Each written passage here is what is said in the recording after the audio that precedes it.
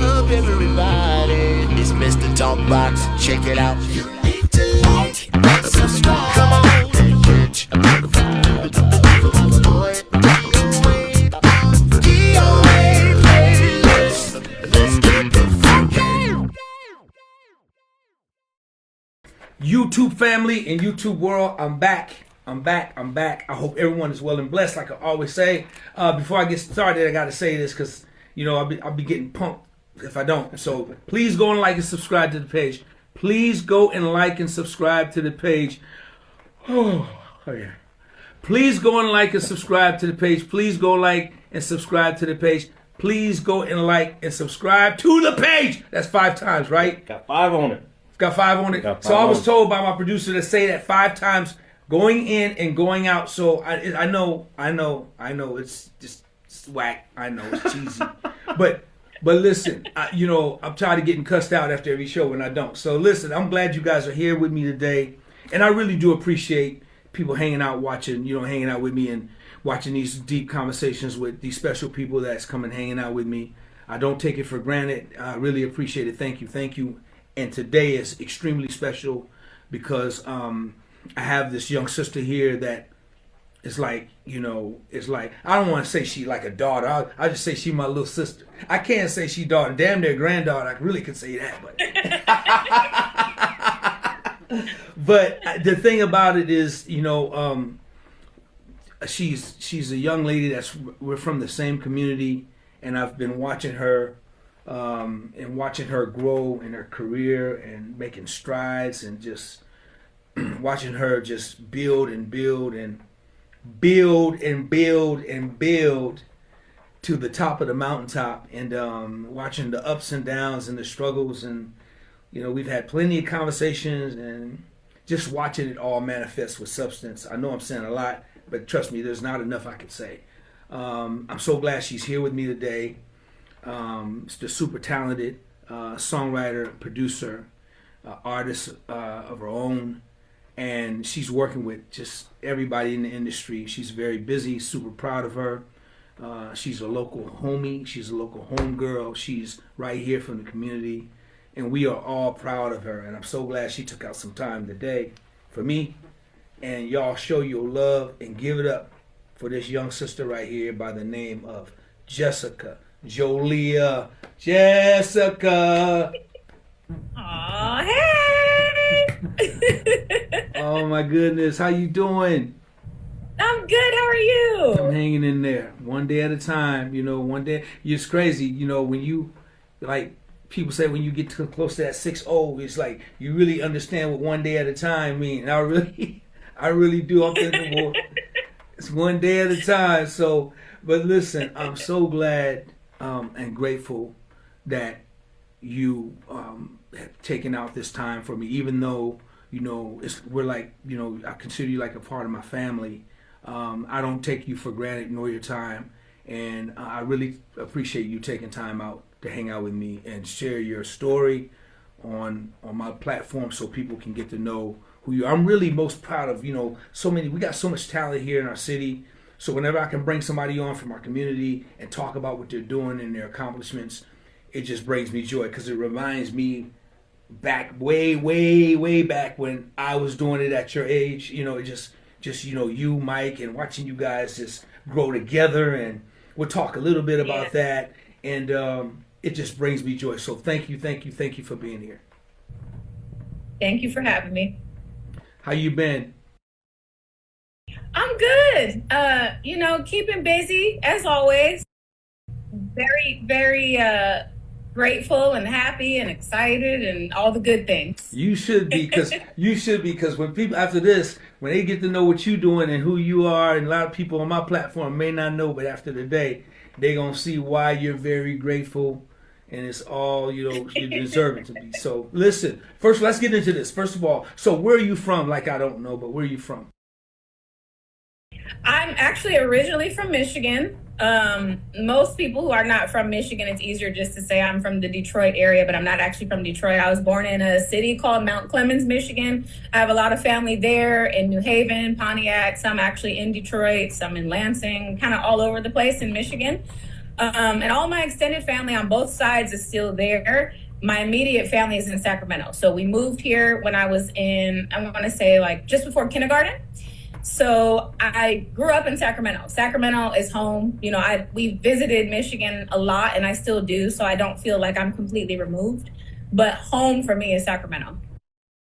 So, wow, that's very young. So you after kindergarten, you say you guys relocated. You relocated in California, Sacramento, California. Mm-hmm. Wow, yep. Very young. What was that? Was the reason because to be closer to some of the other family, or what was the purpose of doing that?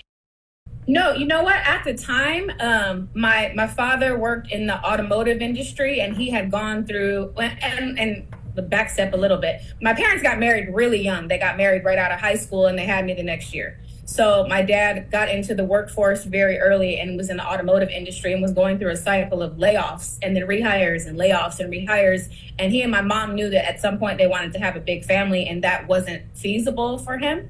So I had a cousin, Leon, who was retired from the military, who originally was from Michigan too, who had relocated to Vallejo. And so he was telling my dad, hey, you should check out California. And so my dad went ahead of me and my mom, and he went to Vallejo, and he was like, oh, it's beautiful here, but it's expensive. And that's back when I was a little kid, right? So he was like, so where else is there that I could be in California that, you know, has a lot of opportunity for growth in terms of education and employment, is diverse, because Michigan at the time was not very diverse, and was affordable. And so he was looking around and he's like, oh, Sacramento seems like a great place to raise a family. So he spent a little time there and found it was easy for him to get into work. And then he moved my mom and I to California the next year. Wow. Yeah. Interesting. So now so basically, and you never left. You've always stayed in Sacramento. California. Yeah, so I did spend some years in Southern California. I moved to LA in 2014, and I was actually there all the way up until the pandemic, and then it got odd and strange. And I was like, I don't know what the next few months, let alone the next few years, are going to look like. So I want to come home and be closer to my family. So I came back to Sacramento. You know, kind of thugged out the pandemic like everybody else. Right. And then I was thinking I would have to go back to LA to be able to participate in all the different opportunities that I got as a result of being a local.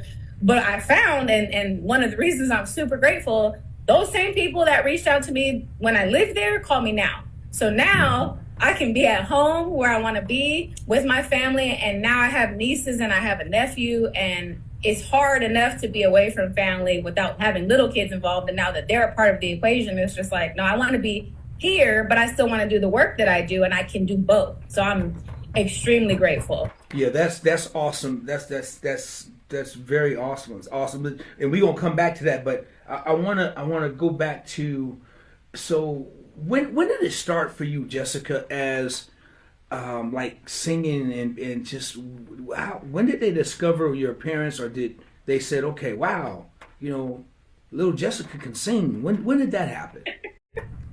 I was actually really young. My mom, there's one specific story that she always tells, and she says I was like 1.5, and I had a little play area with toys and dolls and stuff.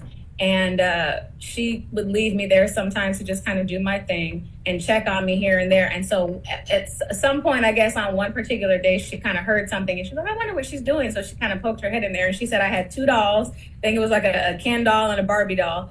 And she was like, and instead of having them speak to each other, you were having them sing, but it was in an operatic voice. So it was like, hello, how are you? I'm good today. And that, mind you, at that point, like, I hadn't even heard that. Like, my parents exposed me to a lot of different types of music, but even then, like, they weren't listening to classical music, certainly not opera. So she was like, I think she likes to sing. And so from there, it kind of, actually, I shifted for a while, my focus more on instrumental music. My first instrument was alto saxophone. I was in 3rd grade, and my mom wanted me to play the flute, like, really bad. And I was like, why? Like, it's such a little dainty instrument. Like, I want to, like, have, you know, a little something about me. And one of my friends was, at the time, this little tiny petite girl, and she was playing the alto sax. And I was like, if she can play that, I can play that. So I had the alto, and of course, me being me, that wasn't enough. So then I upgraded to tenor, and then I played tenor sax in marching band, orchestra, and jazz band through college. But at the same time, when I was in high school specifically, I was really into singing at home, really, and definitely in church, but just singing more like outside of churches for my leisure. But I loved to sing, but academically, it was always like, this is the instrument that you play, your saxophone, your first chair in every single group that you're in. This is where you're really focused on. So I had an opportunity finally in 11th grade to be able to take choir and band at the same time, because the schedules never worked out for me to be able to do both. And I did. And that year, my choir director, we had like this performance coming up for a winter concert, and she had me listen to Think of Me from Phantom of the Opera, which was a full circle moment for me, because again, like I remember being a little kid kind of singing a certain way, but not really being exposed to it. And I was like, oh, I kind of like this. And I performed it. And then she asked me to perform it for a competition. I think it was the CMEA festival that year. And I got first place. And that was the first song that I ever sang in that genre. But it also got me my college scholarship. So when I got a scholarship for singing, I was like, that's the thing I need to do. And I really focused on it from there. Wow. That's interesting. So okay, so my first question to that is, I'm not gonna ask you, do you still play? I'm gonna ask you, like, do you have a saxophone in that room somewhere you can show me you got a saxophone? Not in this room. Okay, but yes, I still have a saxophone, and it's so funny that you mentioned that, because Katie's MD asked me about that not long ago, and I was like, I kind of need to like spend some time on it. Let me work on it, because as soon as you get into a position where you're singing, right, and they're like, oh, you play an instrument too, can you do XYZ? And it's like, well, okay, pause real quick. let me actually get reacclimated again, and we'll reconsider and reconvene. But no, I love the saxophone. I love it so much because it challenged me. But when I understood how it worked, especially like getting the embouchure right and not, puffing your cheeks out, it's an instrument that feels so much like the voice, and you can manipulate so much about it, and it just related and I connected with it so much because it's so much like singing, and that was always another love that I had. So I hope to circle back and really dig back into that, because I had a great, and I mean, he's still a very, very good friend of mine. I had a great band director at Sheldon, and he when I tell you he kicked my butt always, but not just on the saxophone. Like, he would have me, when we were competing, he would pick these beautiful pieces for competition, and they would have instruments that nobody in our band played. And he would say, but you're going to learn how to play it. What? So he had me learn how to play like contrabass, clarinet, and different percussive instruments, and on the fly. Like, I would walk into class thinking, oh, let me get my saxophone. No, this is what you're going to do. I know you don't know the fingerings. It's fine. You'll figure it out. And I hated it, but I knew what he saw in me at the same time. So he was one of those people that's like, you have a talent, and you're also a person that, when you get comfortable with your instrument, you want to stay in that instrument, but you can go over here and do this too. Wow. And so I played that too. Contrabass, clarinet. It was taller than me. I had to sit on a bar stool to be able to play it. That's funny. That's why I was tripping on, like, that thing is like, how? It's huge. So, wow. So, I admire your teacher. Did you say this was your teacher? Yeah, his name, he's still around. His name is Mr. Mazzaferro, but yeah, he was my band director. And he, like I said, he anytime we needed an extra player for some piece, some instrument that we didn't have, he always called on me. And he treated me like his daughter. Mm-hmm. So on one hand, it was like, I know this is in love, but then I'm the student too. So it's like, why do you always pick me?